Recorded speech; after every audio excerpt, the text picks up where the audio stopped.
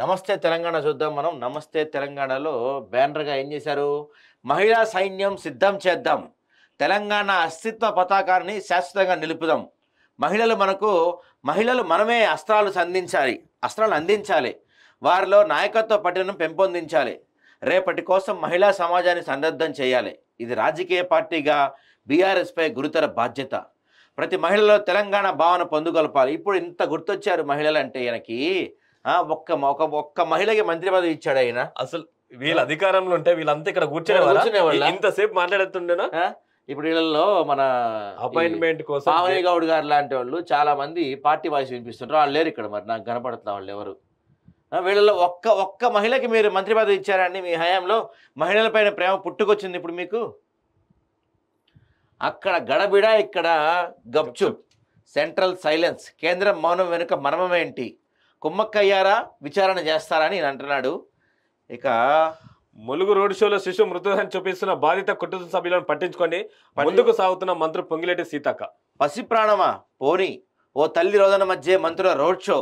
ప్రభుత్వ వైద్యుల నిర్లక్ష్యం, కాన్పు వేళ శిశువు మృతి. న్యాయం చేయాలంటూ బాధిత కుటుంబం రాస్తారోకో. అదే రహదారిపై మంత్రులు పొంగులేటి సీతక్క ర్యాలీ. నిరసన తెలుపుతున్న వారిని లాగి పారేసిన పోలీసులు. మృత శిశువును కుటుంబం పైకెత్తి చూపిన ఆగని ప్రదర్శన.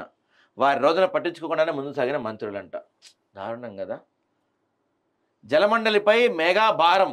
మరెడ వరకు సుంకిశాల పథకం అనుమానమే. ఏఎంఆర్పి సిస్టర్ను మరమ్మతులు నీటిపారుదల సిద్ధం. హైదరాబాద్ తాగునీటి ప్రత్యామ్నాయాలను సూచన.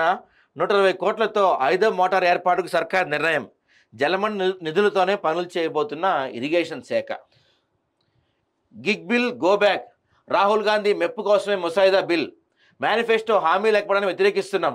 ఆటో డ్రైవర్ల ఆత్మహత్యలపై సీఎం స్పందించరెందుకు? Telangana private transport worker union అధ్యక్షుడు కాంగ్రెస్ నాయకుడు దయానంద్ ఫైర్ అట. అకాల వర్షం అతలకుతలం. రాష్ట్రంలో పలుచోట వడగాళ్ల వాన. నేలరాన్య వడ్లు, మామిడికాయలు. కొనుగోలు కేంద్రాల్లో తడిసిన ధాన్యం. తీవ్రంగా నష్టపోయిన అన్నదాతలు. పిడుగుపాటుకు 40 గొర్రెలు మృతి. ఆ కొనుగోలు కేంద్రాల్లో పిడుగుపాటుతో 9 మంది రైతులకు గాయాలు. అయ్యో పాప. ఇక గ్రూప్ 1 రద్దు చేయాల్సిందే. గ్రూప్ 1 రద్దు చేసి పోస్టులను అమ్ముకున్నారు. మళ్ళీ పరీక్షలు నిర్వహించాలి. జీవో 55 అమలు చేయండి. కాంగ్రెస్ పై నమ్మకం పోయింది.